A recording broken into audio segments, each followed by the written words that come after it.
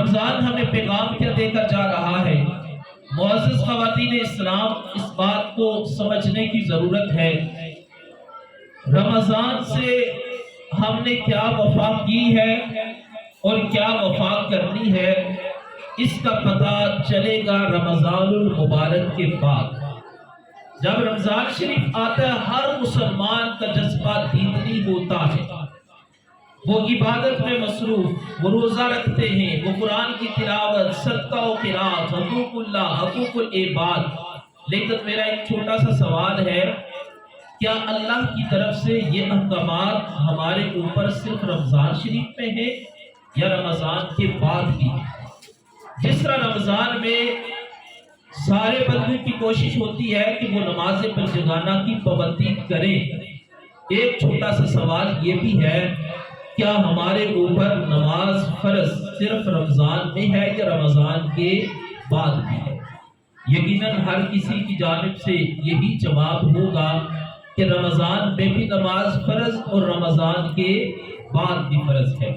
اے خواتین اسلام، آج کے اس تربیتی اجتماع سے آپ یہ پیغام لے کر جائیں کہ ہم نے رمضان کے بعد بھی 5 نمازوں کی پابندی کی کوشش کرنی ہے۔ کیا ساری خواتین اسلام کوشش کریں گی؟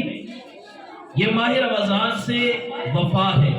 کہ ماہ رمضان تیرے آنے پر ہم نے یہ کوشش کی کہ اللہ کی عبادت کثرت کے ساتھ کریں، تو ہم تیرے جانے کے بعد بھی نمازوں کی پابندی کر کے تیرے ساتھ وفا کریں گے۔ آج کے اس تربیتی اجتماع میں دوسرا پیغام یہ ہے، خواتین اسلام، آپ سمجھتی ہیں ہر گھر کے اندر پریشانیوں نے ڈیرے لگائے، ہر محلے کے اندر، شہر کے اندر ہمارے وطن عزیز پاکستان کے موجودہ حالات کیا ہیں، کسی سے بھی چھپے ہوئے نہیں۔ ان تمام مسائل کا واحد حل ہمارے پاس اللہ کی کتاب قرآن مجید کی صورت میں موجود ہے۔ کاش کہ ہم نے قرآن سے تعلق نہ توڑا ہوتا تو آج ہمیں ان حالات کا سامنا نہ کرنا پڑتا۔ ان تمام حالات کا سامنا کرنے کے اسباب میں سے ایک سبب یہ ہے کہ ہم نے قرآن سے اپنا تعلق توڑ دیا۔ میں کہوں کمزور ہوا تو کچھ کا کمزور ہوا۔ کچھ وہ ہیں جنہوں نے اپنا تعلق توڑا، تو توڑنے کے بعد آج مسلمانوں کو ذلت و رسوائی کا سامنا کرنا پڑا۔ تو آئیے میں آپ کو یہ پیغام دیتا ہوں، آج اس تربیتی اجتماع میں میرے ساتھ وعدہ تو نہ کریں لیکن اپنے آپ کے ساتھ عہد کریں، اے رمضان تو جا رہا ہے، تیرے ساتھ وفا کرتے ہوئے ہم یہ عہد کرتی ہیں کہ ماہ رمضان کے بعد ہر روز قرآن کریم کی تلاوت کا معمول بنائیں گی۔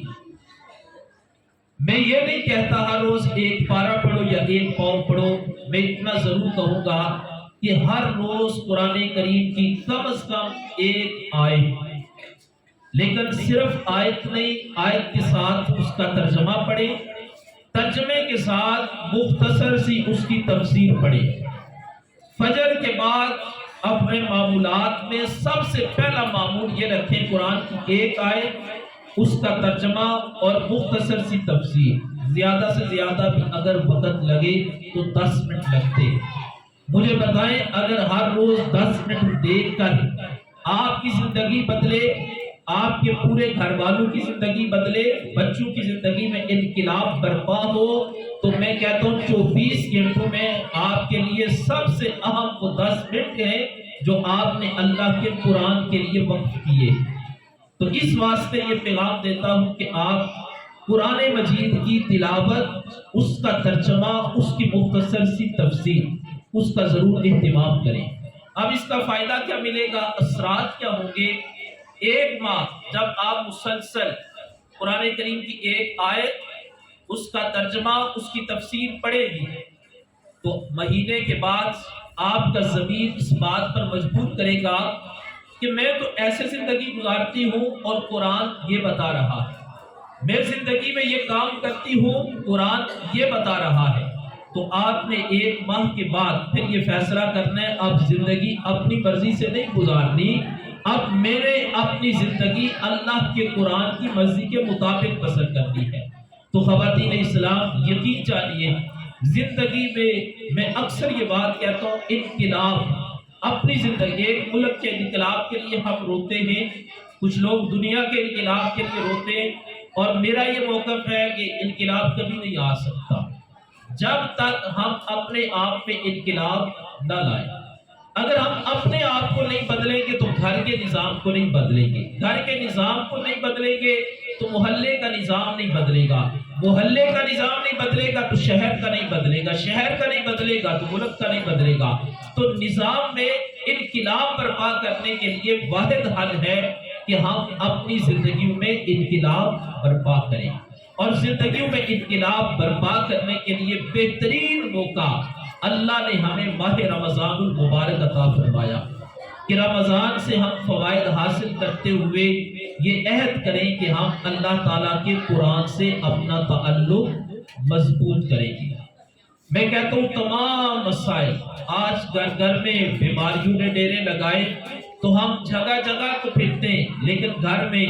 وَنُنَزِّلُ مِنَ الْقُرْآنِ مَا هُوَ شِفَاءٌ، اللہ تعالیٰ نے قرآن میں تمام بیماریوں کی شفا رکھ دی ہے، لیکن ہم قرآن سے شفا لینے کو تیار نہیں ہیں۔ اس واسطے یہ میرا پیغام ہے، اگر صرف اس ایک پیغام پر ہی آپ عمل کر لیں تو سمجھے ہمارا مشن پورا ہو جائے گا کہ آپ اپنا تعلق قرآن سے مضبوط کریں، اعمال صالح کی کوشش کریں۔ ماہ رمضان میں جو ہماری زندگیوں میں تبدیلیاں آئی وہ کیا تھی کہ روزے نے ہمیں ایک بہت بڑا پیغام صبر کا دیا۔ اپنے گھریلو معاملات میں اگر کوئی آپ کی دل آزاری کا سبب بنے، کوئی دل دکھا دے، کوئی آپ کو تکلیف دے، تو میں کہتا ہوں بجائے اس کے کہ ہم آگے سے بدلہ لینے کی کوشش کریں، ماہ رمضان کو مد نظر رکھتے ہوئے، پیغام رمضان کو مد نظر رکھتے ہوئے یہ کوشش کریں کہ اپنی زندگی میں معاف کرنا سیکھیں۔ معاف کرنے والے کی عزت میں اللہ بہت اضافہ فرماتا ہے۔ ہم نے زندگیوں سے اس چیز کو تو نکال دیا کہ معاف کریں،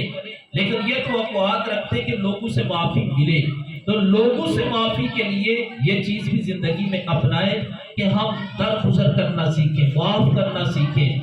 جو رمضان نے ہمیں پیغام دیا ہم اس پر عمل کریں۔ میری دعا ہے رب ذوالجلال سب کو عمل کی توفیق عطا فرمائے۔ معمول کے مطابق تھوڑا سا ذکر کر لیں۔ بسم اللہ الرحمن الرحیم،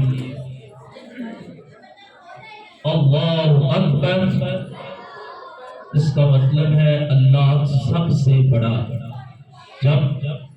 اللہ کی مخلوق یہ کہتی ہے اللہ سب سے بڑا ہے تو اللہ بڑا راضی ہوتا ہے۔ تو میں کہتا ہوں، ہم کہتے ہیں دعائیں قبول نہیں ہوتی، یہ جو میں آپ کو اذکار پڑھانے لگا ہوں آپ ان کو اپنا معمول بنائیں اور پھر دعا کریں یقین کے ساتھ، پھر دیکھیں دعائیں آپ کی کیسے قبول ہوتی ہیں۔ اللہ اکبر، جب زبان سے یہ الفاظ ادا کریں تو اس وقت اس بات کی تصدیق بھی کریں، ساتھ اس کا مطلب ذہن میں رکھیں اللہ سب سے بڑا ہے۔ اللہ اکبر، اللہ اکبر، اللہ اکبر، سبحان اللہ، سبحان اللہ، سبحان اللہ، الحمدللہ، الحمدللہ، الحمدللہ، استغفر اللہ، استغفر اللہ، استغفر اللہ، یا اللہ، یا اللہ، یا اللہ، یا رحمان، یا رحمان، یا رحمان، یا رحیم، یا رحیم، یا رحیم۔ اللہم صلی علی سیدنا و مولانا محمد وعلی آل سیدنا و مولانا محمد و اصحاب سیدنا و مولانا محمد وبارک وسلم صلی علیہ۔ اے اللہ، جو درس قرآن کا یہاں پر اہتمام کیا گیا، اذکار کیے گئے، خواتین اسلام اس میں شامل ہوئی، تلاوت و نعت ہوئی، اے اللہ اس سب کو اپنی بارگاہ میں قبول فرما۔ اے میرے مالک تو کریم ہے، تو رحیم ہے، ہم تیرے پر اسرار بندے تیری بارگاہ میں اپنے ہاتھوں کو اٹھا کر تجھ سے یہ عرض کرتے ہیں، الہی تیرا مہمان ماہ رمضان بہت زیادہ برکتیں رحمتیں لے کر آیا، وہ الوداع ہو رہا ہے۔ اے اللہ جس طرح تیرے مہمان کو راضی کرنے کا حق تھا ویسے ہم راضی تو نہیں کر سکے، تیرے نیک بندوں بندیوں کے طریقے پر عمل کیا، یا اللہ اس کو اصل میں تبدیل فرما،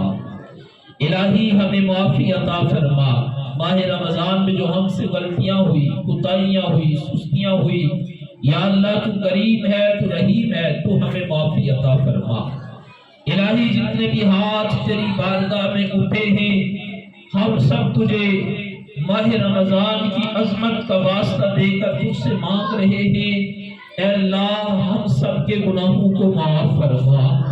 الہی مانگنے کا وقت ہے، قبولیت کا وقت ہے، یہ رمضان کے بابرکت لمحات ہیں، اے اللہ ماہ رمضان کے بے برکت اور بابرکت لمحات کا صدقہ الہی ہم سب کے گناہوں کو معاف فرما، یا اللہ ہم سب کے گناہوں کو معاف فرما۔ الہی گنہگار ہیں، بدکار ہیں، سیاہکار ہیں، تیری مخلوق ہیں، تیرے پیارے محبوب کی امت ہیں، تو ہمیں نہ دیکھ ہماری نسبت کو دیکھ، اے اللہ اپنے محبوب کی نسبت کا صدقہ ہم سب کے گناہوں کو معاف فرما، یا اللہ رمضان المبارک کا صدقہ ہم سب کے گناہوں کو معاف فرما۔ الہی ماہ رمضان میں جو نیک اعمال کیے یہ ہمارا کمال نہیں تھا، یہ تیری دی ہوئی توفیق تھی، تیرا فضل تھا، تیرا کرم تھا، اے اللہ تو ہمیں ساری زندگی نیک اعمال کرنے کے لیے قبول فرما لے۔ یا اللہ جتنے بھی خواتین اسلام یہاں پر موجود ہیں، ہم یا ہمارے جتنے عزیز بیمار ہیں، الہی سب کو صحت و عافیت والی لمبی زندگی عطا فرما، بالخصوص جنہوں نے دعاؤں کے لیے کہا اور جو بیمار ہیں، یا اللہ سب تیرے علم میں ہے، مالک تو سب کو صحت و عافیت والی لمبی زندگی عطا فرما۔ الہی جتنے ہاتھ تیری بارگاہ میں اٹھے ہیں ان ماؤں بہنوں بیٹیوں کے دلوں میں نیک تمنائیں ہیں، نہ جانے کتنی پریشانیاں ان کے گھروں میں ہوں گی، یا اللہ تیرے فقط دین کے لیے چل کر آئی ہیں، درس قرآن کو سننے کے لیے یہاں پر پہنچی ہیں، اے اللہ تو درس قرآن کی برکات سے مالا مال فرما، یا اللہ درس قرآن کا صدقہ ان سب کی تمام مشکلات کا خاتمہ فرما، یا اللہ سب کی تمام نیک جائز دلی مرادوں کو پورا فرما، الہی عالم اسلام کی خیر فرما، بالخصوص فلسطین کے مظلوم مسلمانوں کی مدد فرما۔ الہی تیری بارگاہ میں جو ہاتھ اٹھے ہیں یہاں پر حاضرین میں سب سے زیادہ جس کی آمین تجھے پسند ہے، یا اللہ ہم بڑے پریشان ہیں، ہمارے دل فلسطین والوں کے ساتھ دھڑکتے ہیں، یا اللہ وہ مظلوم ہمارے بہن بھائی، وہ مظلوم بچے، ان کی امیدیں ہماری طرف ہیں، ہم بے بس مجبور ہیں، ہم کچھ نہیں کر سکتے، پر الہی ہم تیری بارگاہ میں التجا تو کر سکتے ہیں، تو ہمارا رب ہے، ہم تجھ سے مانگ رہے ہیں، یا اللہ فلسطین کے مظلوم مسلمانوں کی مدد فرما، یا اللہ عالم اسلام کے حکمرانوں کو غیرت ایمانی کا جذبہ عطا فرما، اور فلسطین کے مظلوم مسلمانوں کی غیبی مدد فرما۔ اے میرے کریم رب، اے میرے رحیم رب، ہم تیرے دین کے لیے نکلے ہیں، یا اللہ جتنے بھی لوگ ہمارے معاورین ہیں، مخلصین ہیں، محبین ہیں، جو تیرے پیارے محبوب کی امت کی اصلاح کے لیے، امت کی فلاح کے لیے اپنا کردار ادا کر رہے ہیں، مخلص ہو کر دین کا کام کر رہے ہیں، اپنے مشورے دیتے ہیں، اپنا وقت دیتے ہیں، یا اللہ تیری بارگاہ میں التجا ہے، رمضان کا صدقہ انہیں دنیا اور آخرت میں عزتیں عطا فرما۔ یا اللہ ہمیں اخلاص کے ساتھ خدمت دین کی توفیق عطا فرما، ہماری زندگیوں کو اپنے دین کی خدمت کے لیے قبول فرما۔ الہی ہمیں ریاکاری سے، تکبر سے، حسد سے، بغض سے، کینہ سے محفوظ فرما اور اخلاص کے ساتھ خدمت دین کی توفیق عطا فرما۔ یا اللہ ہمارے جتنے نیک مقاصد، نیک ارادے تیرے علم میں، نیکی کے تمام کاموں میں خزانہ غیب سے ہماری مدد فرما۔ بالخصوص مالک پھر تیری بارگاہ میں التجا ہے، جتنے بھی لوگ مخلص ہو کر ہمارے ساتھ کام کر رہے ہیں، یا اللہ تو دنیا اور آخرت میں انہیں عزتیں عطا فرما۔ اے میرے مالک تو کریم ہے، تو رحیم ہے، تجھے واسطہ تیری شان کریمی، شان رحیمی کا، جتنے بھی ہاتھ تیری بارگاہ میں اٹھے ہیں، یا اللہ ان دلوں کے اندر جتنی تمنائیں ہیں مالک، سب کی تمام نیک جائز دلی تمناؤں کو پورا فرما۔ یا اللہ اس ادارے کو مزید عزتیں عطا فرما، مزید برکتیں عطا فرما، اس میں دنیاوی تعلیم کے ساتھ ساتھ زیادہ سے زیادہ دینی تعلیم کو فروغ دینے کی توفیق عطا فرما۔ اس میں پڑھنے والے طلباء و طالبات، پڑھانے والے اساتذہ، والدین، یا اللہ تو سب کی خیر فرما، ہمارے ملک پاکستان کی حفاظت فرما۔ یا الہی رحم فرما مصطفیٰ کے واسطے، یا الہی رحم فرما مصطفیٰ کے واسطے، یا الہی رحم فرما مصطفیٰ کے واسطے۔ یا رسول اللہ کرم کیجئے خدا کے واسطے، یا رسول اللہ کرم کیجئے خدا کے واسطے، یا رسول اللہ کرم کیجئے خدا کے واسطے۔ مشکلیں حل کر شہ مشکل کشا کے واسطے، کربلائے رت شہیدان کربلا کے واسطے۔ لی خمسۃ اطفی بہا حر الوباء الخاتمہ، لی خمسۃ اطفی بہا حر الوباء الخاتمہ،